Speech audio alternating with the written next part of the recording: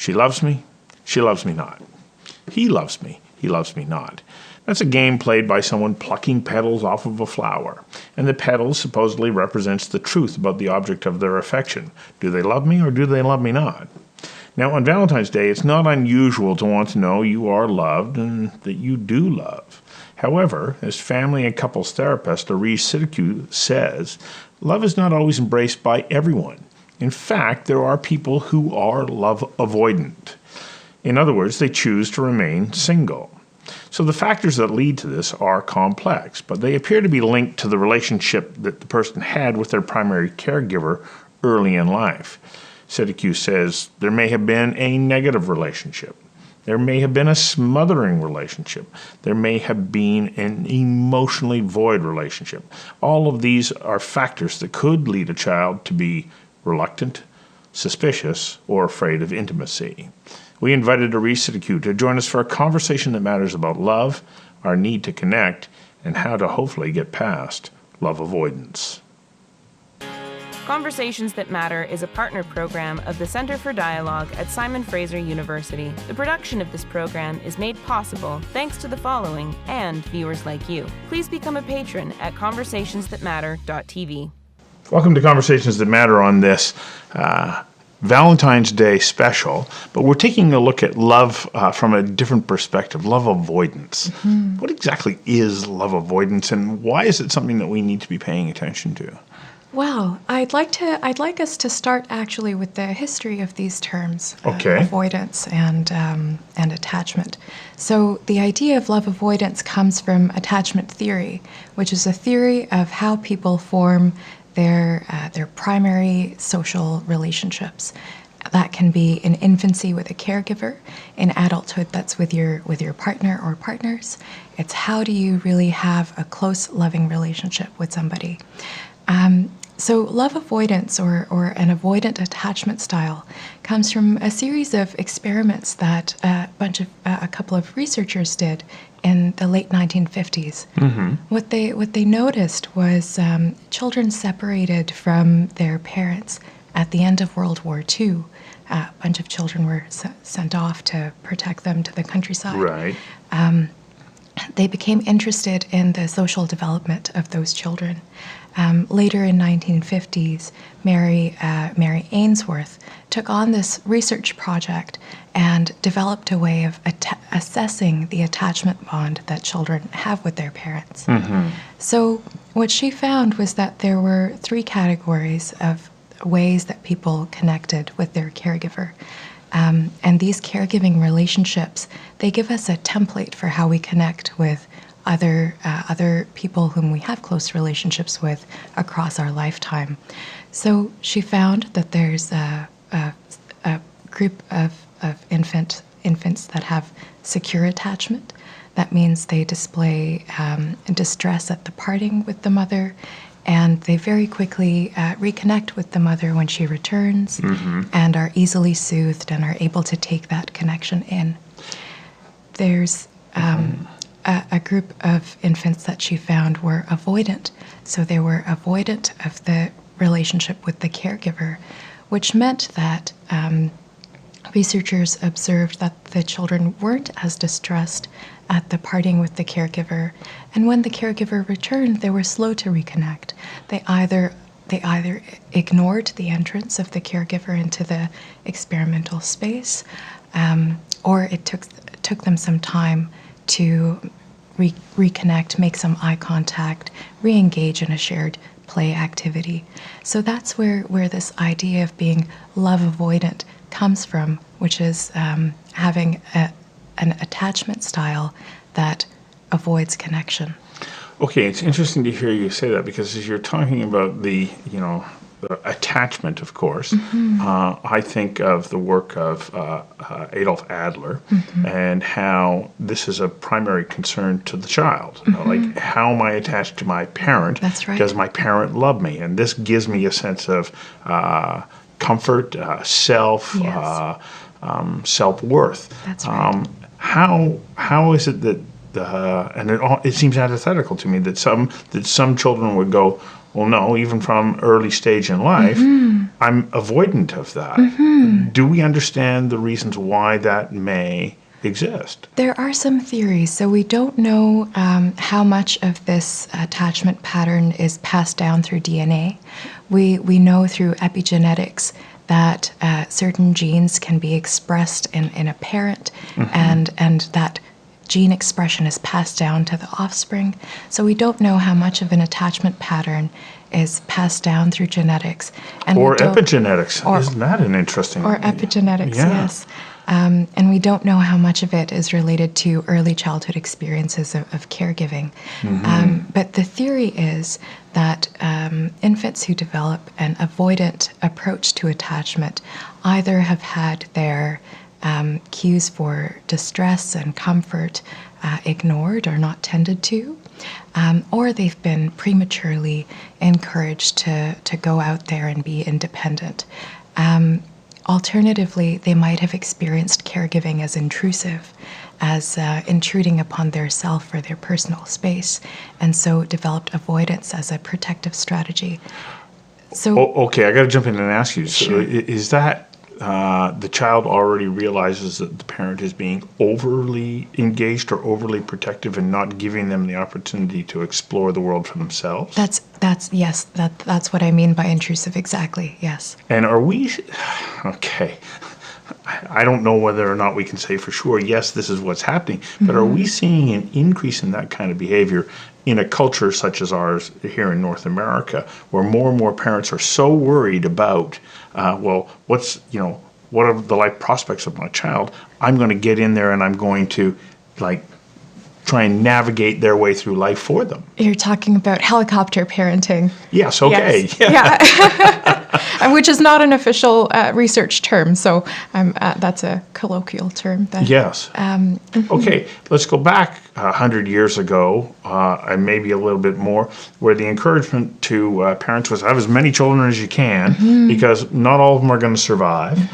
You need help on the farm, all of these things. And the parent went, good, you can walk and talk now, look after yourself. I'm look there. After your siblings. Yeah. And don't be such a bad little whatever. Yes. And, but the relationship was, I'm here, we're there for the big stuff, we're protecting you, but we're not actually in your lives the way that we see today. Yes. And I remember hearing somebody talking about, and I can't give attribution to who it was because I can't remember who it was, but they were saying, well, now we've gone to 1 and 2 children families where this baby is so precious to the couple now that the parent is overly engaged.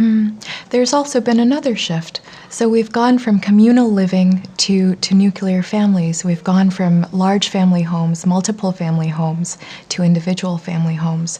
So where a child might have had attachment and caregiving relationships with multiple adults, might have had that need met through multiple sources. We now have 2 parents who are usually both working in this day and age, and have various other stressors to attend to. So with a child who has been love avoidant, how does that impact their need for connectedness, which is a universal need? We need to connect with somebody else. In research with these infants, what researchers found was that the physiological level of distress was about the same in avoidant children and in securely attached children when the caregiver left and when the caregiver returned, or when the caregiver was absent. But for different reasons. Well, we don't know the reasons because they're infants. True. Okay, yeah. But the level of distress was there. So theoretically speaking, these infants feel the need to connect. They feel that the need is there, but they don't know how to operationalize it. They don't know how to act on it. And something similar happens in adult love relationships. Yes. Where a person might feel the need for close connection, for attention, for affection, but may not trust that the relationship is able to provide that. They may believe that their relationship is superficial or is not going to last.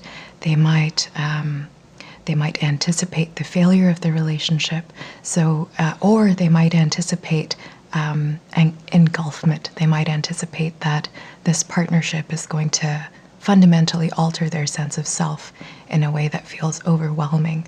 So these are some of the fears that can manifest. This avoidant behavior, is it just I'm going to stay away from relationships, or they enter into relationships the way that most of us do, which is some kind of infatuation with a bonding that comes together. Yes.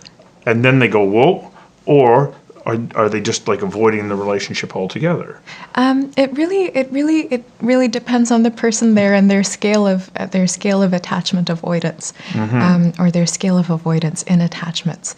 So some people might find that their story around relationships is so discouraging that they don't enter into relationships at all. They don't believe that there's any possibility of having a fulfilling relationship, so they don't try.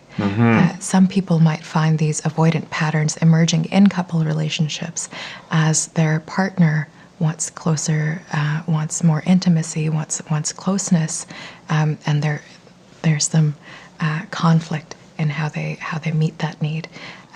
So it depends on where you fall on the spectrum of avoidance. So if you don't enter into a relationship, well, it's really hard to say, well, here's how you can address that in your That's relationship. right. But if you're in a relationship and you go through that honeymoon period, which I think whether it's an avoidant relationship or not, there's still going to be that attachment. Wow, aren't you the most amazing person? I want to spend all my time with you, and I want to collapse that space that exists between us and meld as one. But then there's this point where you start to go, oh, okay, now I don't know that I can trust this. Yeah. How in a relationship then do you address that if the avoidant person says, okay, I got to get beyond this? Because I'm sure that there's a lot of people going, okay. I've been to that place. Yes. How do I move beyond my own fear, and how does my partner work with me to develop a more lasting relationship? So first, if a person has reached a point where they're aware of their pattern and they want to change it, I really want to applaud them, because that's one of the biggest tasks, is to realize that there's an unconscious or a subconscious pattern operating that you're not really in control of. So that's awareness is one of the biggest pieces, to know this is your relational script that's operating. This is what it says about the relationship. And actually, hey, it doesn't match the reality of the relationship that I'm in. After awareness, you come to really having a vision of what you would like to do in a relationship. So if you find yourself believing that this relationship is going to overwhelm you, this relationship is going to fail, if you find yourself having negative anticipatory reactions to the relationship, you really want to shift your focus and build that image of what a securely attached relationship looks like for you. So what would be an ideal way to connect? What are the benefits of having that kind of closeness in your relationship with your person? And where might that get you in life, to have a close connection with someone whom you can bring your fears, your worries, and your joys and your explorations to? So really hanging on to the benefits of that change. When you're in a relationship,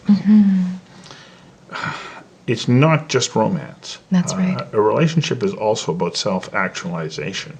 And so despite the fact that there's connectedness, there also has to be, as Carl Jung pointed out, individuation. That's like right. I have to be me and you have to be you. That's right. So how, when there's power struggles and all these things that are going on, do you get to that point where you say, all right, we're going to get beyond that honeymoon period and we're going to slog our way through the messy work of trying to figure out what the dynamics of this relationship are, so that we can both realize our full potential as human beings. Are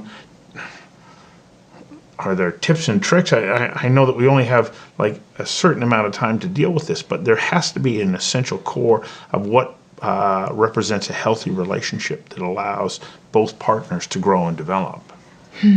I'm going to do something very frustrating, which is a very therapy thing to do, and it's to say there isn't one fixed answer for that I question. don't find that frustrating. Okay. We're talking about human beings. Exactly. Yeah. We're talking about human beings. Human beings change and evolve, as do relationships. So there are times in relationships where there's a greater amount of connectedness. There are times in relationships where there's a greater amount of separateness. Yes. And we've been able to track, for example, in the prime part of a relationship cycle where there's caregiving responsibilities to aging parents, there's caregiving responsibilities to children, there's work responsibilities, there's your own social responsibilities. At those times, a separateness might be the dominant cycle that you're in. Right. Earlier in the relationship, togetherness might have been the dominant cycle that you were in. So Well, you kind of have to have that, don't you? How on earth are you going to get beyond the natural aversion to somebody else's idiosyncrasies if you don't have that closeness? That's right. Yeah. Yeah. So how do you make sure that you're balancing individuation and connection? I think people have each person has their own internal set point for that. I would say people who have an avoidant attachment pattern maybe have a greater need for individuation than connection, or at least they believe that they do. People who are on the other side, people who are ambivalently attached, I would say have a greater need for connection than individuation. So it depends where you are developmentally with that. And where you are in your life with that. I think everyone has an internal knowing about what they need to do to really feel like themselves.